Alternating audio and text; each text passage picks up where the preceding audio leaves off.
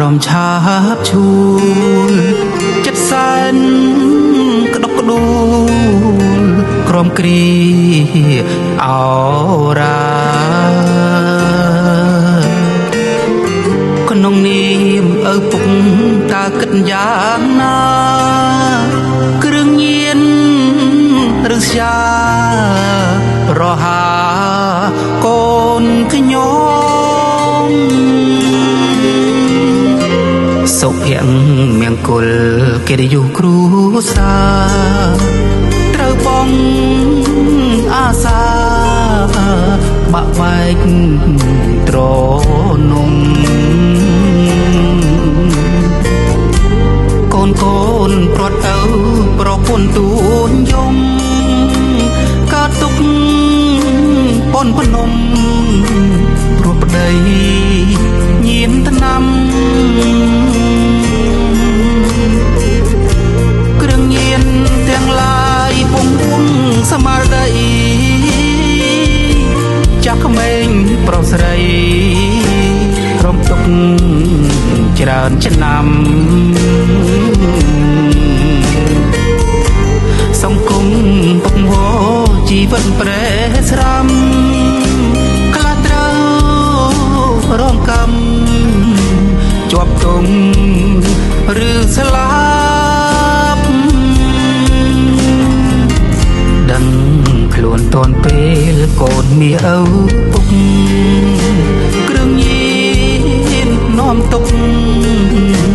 ឲ្យកូនឈឺចាប់សង្គមស្អប់ខ្ពើមកែខ្លួនប្រញាប់ឆន្ទៈស្វាហាប់លះបង់គ្រឿងញៀន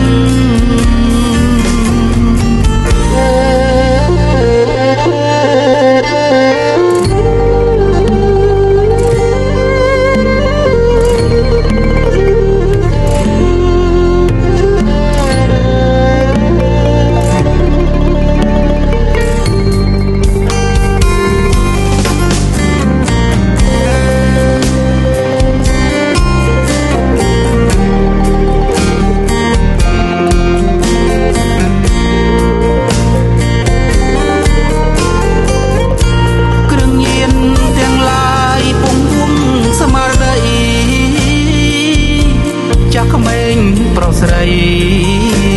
រំទុកច្រើនឆ្នាំសង្គមពុកវជីវិតប្រេស្រាំខ្លះត្រូវរងកម្មជាប់ទងឬស្លាប់ដឹងខ្លួនតនពេលកូនមានឪពុកគ្រឿងញៀននាំទុកឲ្យកូនឈឺចាប់